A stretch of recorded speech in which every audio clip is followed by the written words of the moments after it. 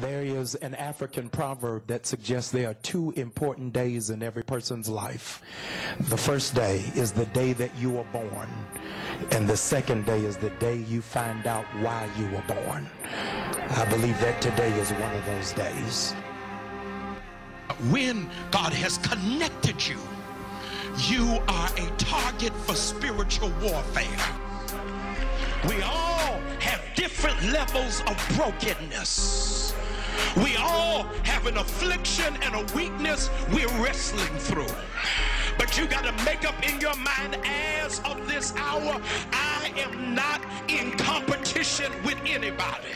God help me get the strength to get out of this situation. Oh my God, and they didn't even understand that while they thought they were crushing me, they were actually preparing me for what God was getting ready to do. I don't know who he thought he was messing with, but the devil underestimated me, because he didn't know if God be for me, who in the world can be against me? No demon, no imp, no witchcraft, no satanic entity is gonna have power over my life. So even though I got issues, I'm still gifted. And the people who can't stand you are frustrated because they know all your issues, and they think because they know your issues, your gift will not work. I want you to understand that God is getting ready to make your gift so great that folk will not know your name.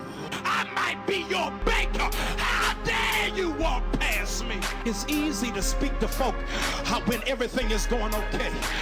But can you be nice to people when you're unhappy with your life? And every now and again, the Lord will allow you to go through something barefoot. Oh my God, because I got to run my own race. And even if they finish the finish line before me, it wasn't on my schedule. But I found out he is an on-time God. I know some of y'all know other people's business, but if you would mind your own business, you might get healed first, and might get delivered, and might get set free. I'm surrounded by sick folk. So many people are missing their opportunity to bless you because you don't look like where you're going. They've underestimated you because you're in a bad place, because you're in a valley. They think you're not going to rise again. I got nobody to help me. There's something you don't see. There's something that you can't afford to overlook. Anybody who has done great things, there are some other people behind the scenes who may not have gotten the credit, may not have been ever recognized, but they helped them get to that place.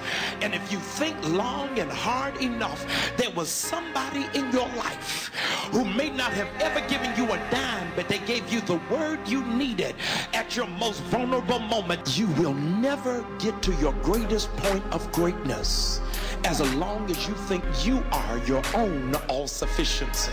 Right now, I want you to just give God a hand clap of praise for somebody in your life who made a deposit for you to be where you are.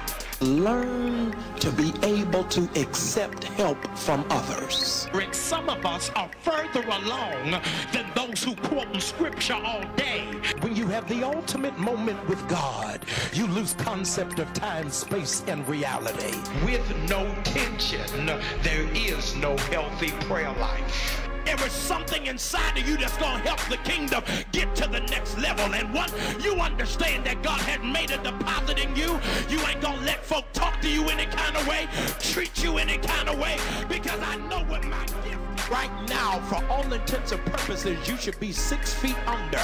But because you had to fight your way through, when nobody had your back, when nobody was supporting you, when you were broke and nobody could write a check to bail you out, but somehow you were able to keep life together without going under, you ought to celebrate yourself.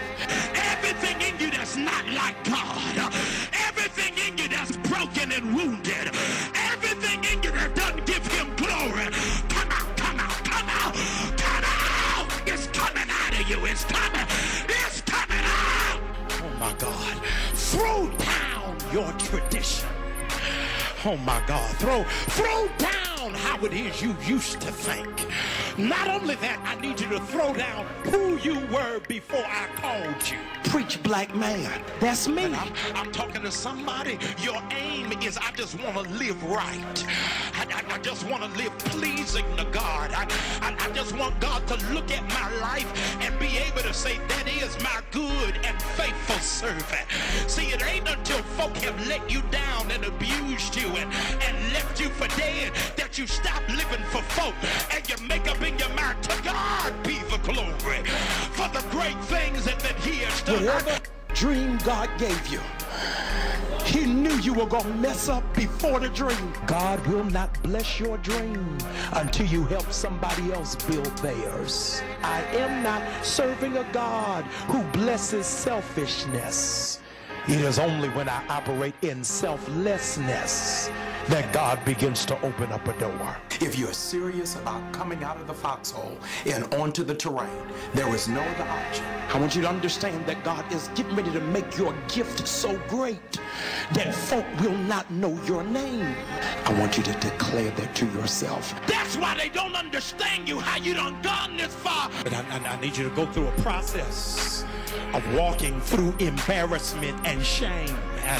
And you really don't know the full extent of your assignment until you live through embarrassment. I want you to just tell yourself, my dream is coming to pass. I'd rather see a sermon than hear one any day. God still used me with mud still in my face, but he said, I need you to walk. I ain't gonna take nothing off of it. I need you to walk with it so that when you get to the other side, they'll know it wasn't you, but I was the one that took that off for you. See, I'm talking to some people who are gifted, but people want to discredit your gift because of your issue. Your dream is still coming to pass. Your dream is still coming to pass.